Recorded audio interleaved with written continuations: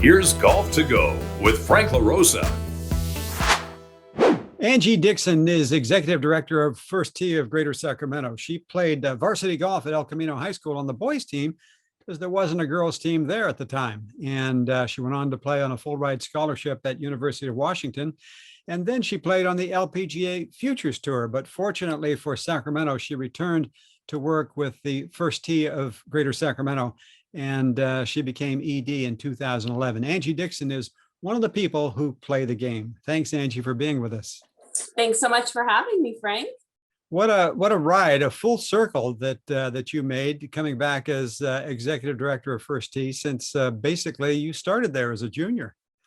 Yes, back in 1983, I started with First Tee. It was Sacramento Area Youth Golf at the time. Started as a little linker in the program, going out there once a week and playing. And I remember playing the short course. I remember checking in with Kathy Morton. That was a big thing. She was the person that checked us in every week. And my mom would take us to get ice cream every week after we would stop for Foster's Freeze. So that was what I remember. What's not to like about golf when you get ice cream every time? I know, exactly. Wow, what a growth that you've seen in First Tee Greater Sacramento. I mean, how many children do you touch over the course of a year? We impact the lives of a little over 58,000 young people every year in Sacramento. 56,000 of those participate free of charge in our program. They're primarily through our school program. And I know when I first started with First Tee, we were impacting right around 4,000 young people every year. So there's been tremendous growth. Remarkable. Yeah. So First Tee obviously been around Sacramento a long time. It came out of a pilot program that Ken Morton started over at Hagen Oaks called Say Golf, Sacramento Area Youth Golf. Tell me about that portion of your life, because that's where you were, and tell me about what Ken Morton has meant to you. He started the program in 1983, originally Sacramento Area Youth Golf to save high school golf. And shortly thereafter, the Little Linkers program was started that same year, and then our California Eagles program as well. And we had 4 core values back then. Wow. And honesty, integrity, discipline, and respect. In fact, when First Tee began their work in 1997, well, prior to that, they'd come and talk to Ken. You know, Ken was someone that they highly regarded in the industry, and came and checked with him and asked him, you know, what he was doing with this program, Say Golf. And he had an ability to kind of shape them and point them in the right directions to the folks that wrote our life skill curriculum. So I would, fast forward all the way through the years, I guess Ken has always been a part of my life and my golf life for the past almost 40 years. Wow. He's been a mentor to me. He gave me my first job out at Hagen Oaks. He taught me customer service skills that I learned out there that, I would not have picked that up anywhere else. I learned some of the best customer service skills working under him at Hagen Oaks. And really it's just been taught me my golf game as well. And it's just been an absolute great role model and mentor over the years. Hired me with First Tee 20 years ago. So it's been great. I've been very thankful to have learned all that I have from him over the years, for sure. He's such an impactful man in this region, has made such a difference with so many people. But yeah. I think for many there's a notion that the First Tee is a golf lesson program for kids, and it's so much more than that. It's more of a youth development program. Why don't you explain the difference really in what First Tee actually is? Yeah, well, First Tee builds experiences that build character. We guide kids to strengthen what's inside them and bring that to everything that they do. We have 9 core values, 27 specific life skills that they learn. Wow. And they carry these with them to the classroom, to college, to their first job interview. Skills like core values like honesty, integrity, respect, responsibility, and life skills. We have, appreciating diversity, building a go-to team, being a go-to person, how to set goals. So very specific life skills, 27 of them that they learn throughout the program. Every time I run into any junior on a golf course, I can really pick out the ones that are first tee participants. They have a respect for others. They have a respect for the game. They have a respect for themselves, which is really unique in children of that age. And from what I gather, they seem to really enjoy going through the process, and it's not as if they're being taught things that they're not interested in. They see an end value to all of this. Oh, absolutely. And that the first T code of conduct is respect for self, respect for others, and respect for your surroundings. So you kind of hit on it there. And they do, when young people go through our program and we get a chance at the scholarship interviews to interview them and find out the impact, to a T, they talk about the friendships they made, the experiences they were given, and the life skills and core values that they learned that made them a stronger young person and more equipped for life. So it's very impactful. They truly do enjoy going through it, and we make it fun. We have very fun, creative, active learning experiences, to where sometimes they don't even realize what they're learning in the midst of the lesson. It's just happening around them and they're experiencing it. With you mentioned more than 50,000 juniors per year. That takes, certainly you don't have the staff to do that. There's a huge volunteer aspect to all of this. We do. We have well over 400 volunteers. Wow. with our organization. We actually could use more. So folks can volunteer to help out with a tournament. We have a competitive playing program where the kids play 25 area golf courses all year long, and they can volunteer to help with that. They can help with one of our outreach programs. We do quite a bit of outreach with the community centers in town.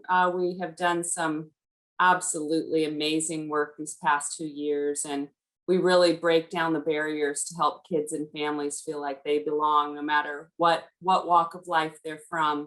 That's a big thing to us.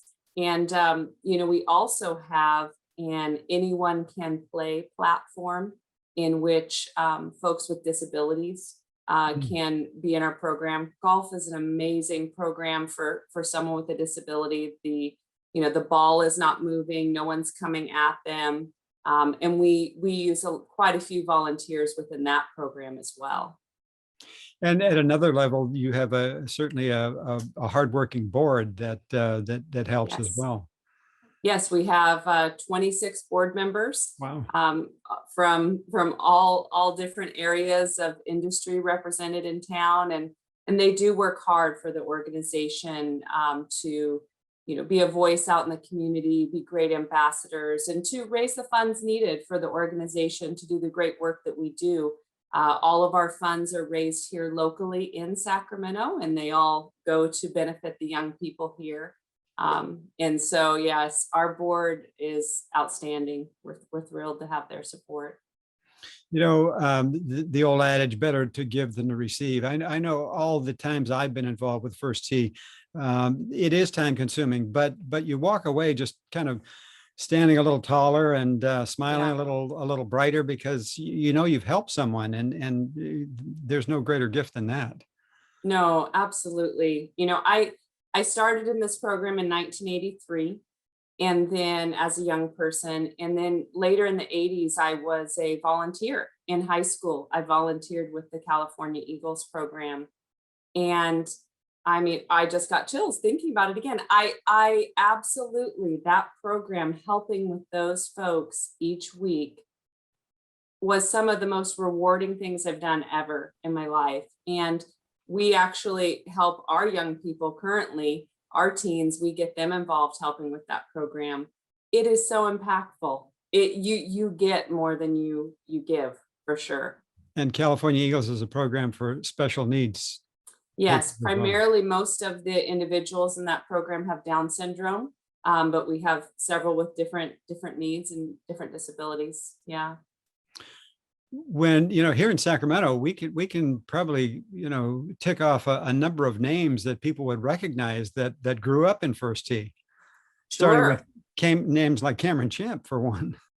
Cameron Champ, Austin Smotherman, John Catlin, Paige Lee, Brianna Mao, Kevin Lucas.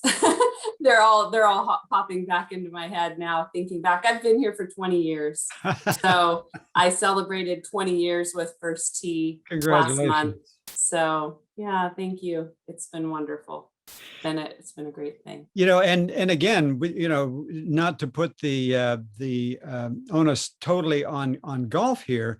There's many more juniors that have graduated through the program that they've spoken to Congress. They've Yeah. holding down incredible positions in the employment field. They're very successful young people.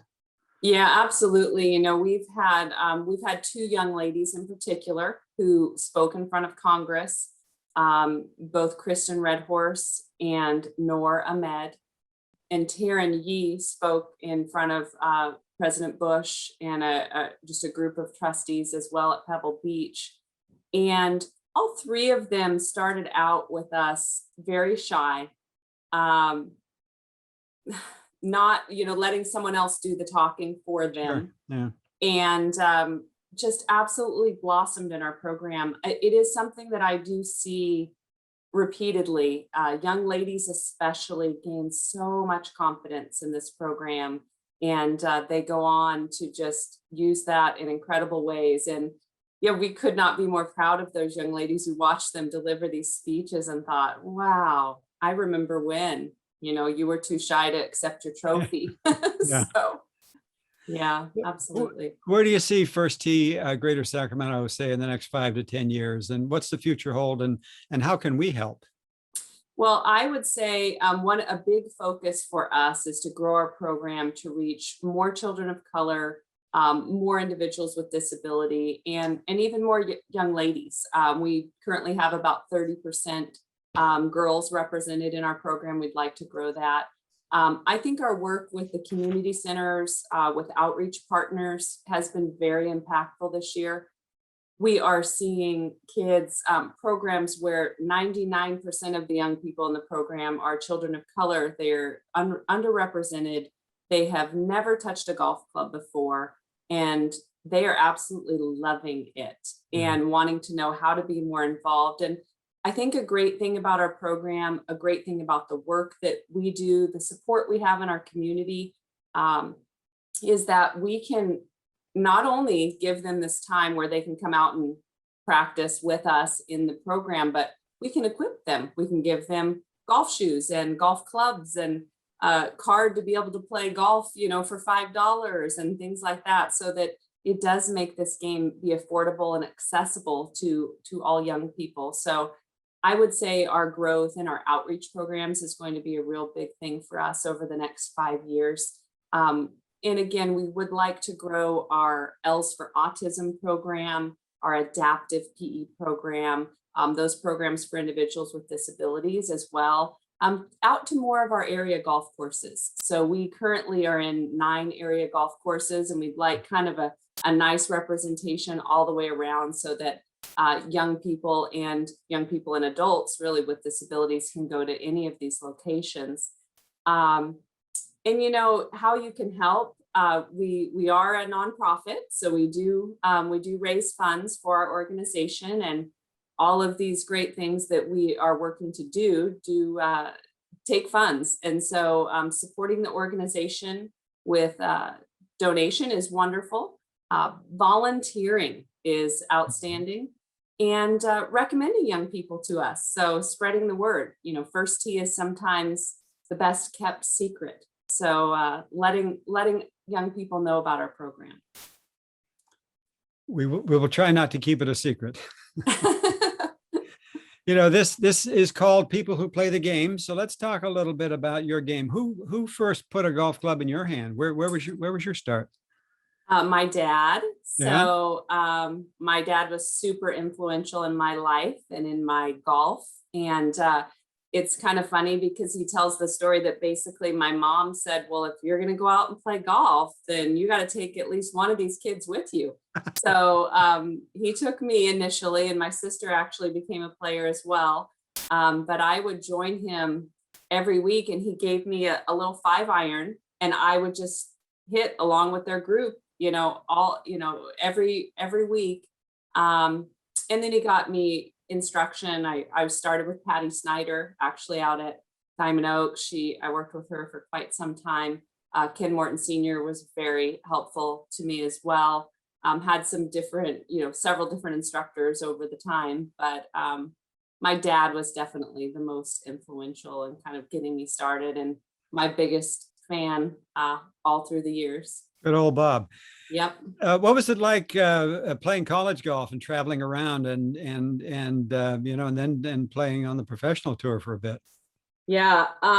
College golf was so fun. It was absolutely amazing just to, show up at every tournament. You get a brand new pair of golf shoes and a dozen golf balls, and the aspect of just the friendships that we built and the amazing time. I had never played on a girls' golf team. So I grew up with the boys, played with Tom Morton and Ken Morton on our team there at El Camino, and all the other guys on our team. And I knew how to play against boys and how to bet. And when I first got up there, the girls were like, you're a little cocky. Like, it was just like a weird thing. And I was like, I'm sorry, I've never played golf with girls. So it was a little bit of an adjustment, I will say that.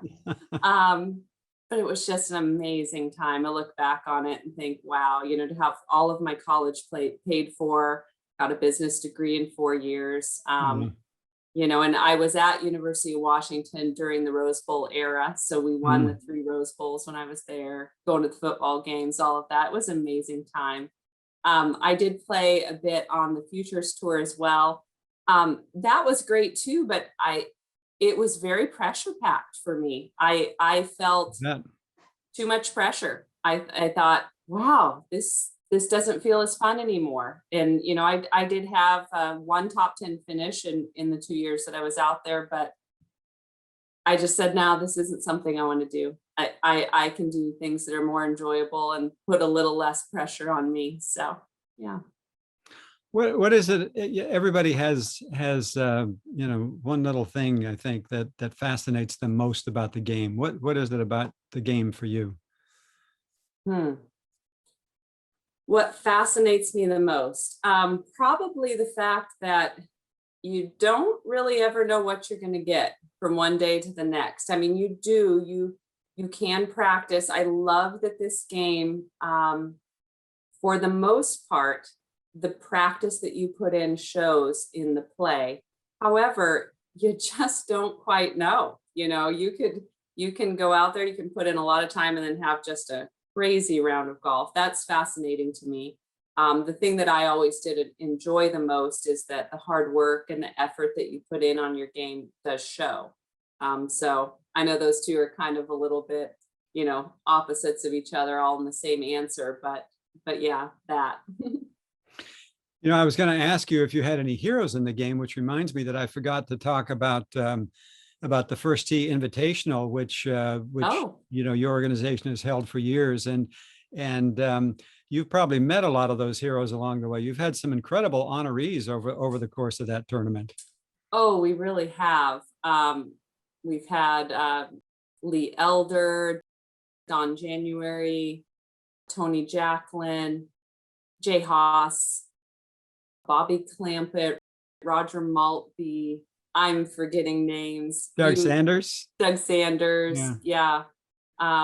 Billy Casper. Billy Casper. We've had this is the 17th year of the event, so it's exciting. I saw you pursing your lips because you would love to make an announcement about the honoree this year, but it's going to be a well-kept secret and something to look forward to. How can people learn about the First Tee Invitational?